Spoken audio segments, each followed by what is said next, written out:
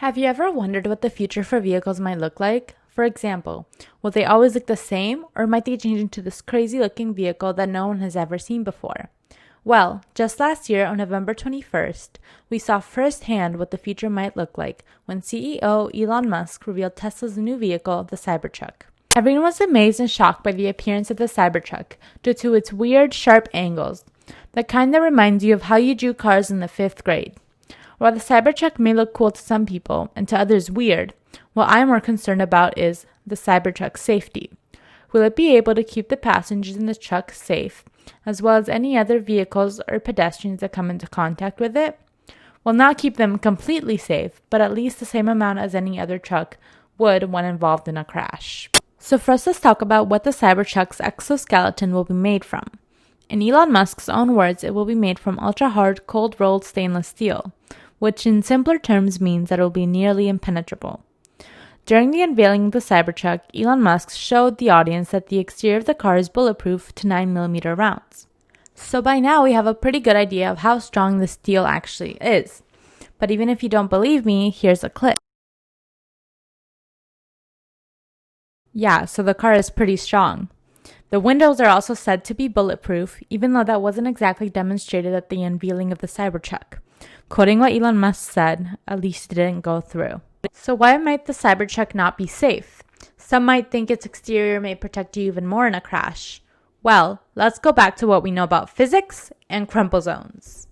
So first, what is a crumple zone? Think of a crumple zone as a buffer around your vehicle that helps absorb the blow of a collision by extending the amount of time that it crashes into something. Don't understand what this means exactly? Well, let's dive deeper into the physics behind this. First, imagine a normal truck without a crumple zone traveling at 80 kilometers per hour, hits a tree, and stops immediately.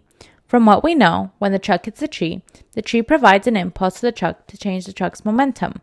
If final speed is 0, then impulse is equal to its initial speed times its mass moving in the opposite direction of the motion. Since the car stopped in a very short amount of time, and its impulse needs to be equal to its change of momentum, we know that the force has to be very large.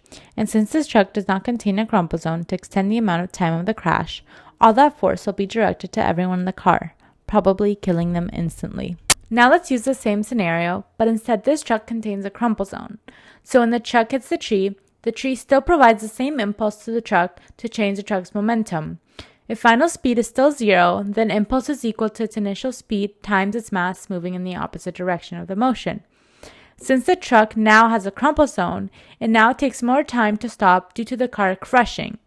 Now that the amount of time is increased, the amount of force on the car and the passenger is greatly decreased. So what makes a Cybertruck so different from other vehicles that have a normal crumple zone?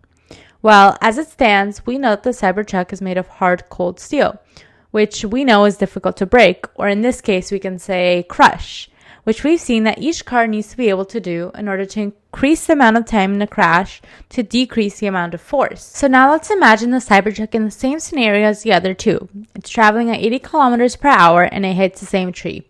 And in this case, let's say that the Cybertruck is the same mass as the other two. Well, unlike the second truck, the Cybertruck does not have the same ability to crush as easily due to its rigid exoskeleton. So all that force, rather than getting absorbed by the truck, will now be exerted on the passenger, most likely killing them instantly. Overall, I believe that while the Cybertruck may not be ready for the road now due to the crumple zone issue, I definitely believe that Elon Musk and his team at Tesla will find a safe way for this car to be on the road.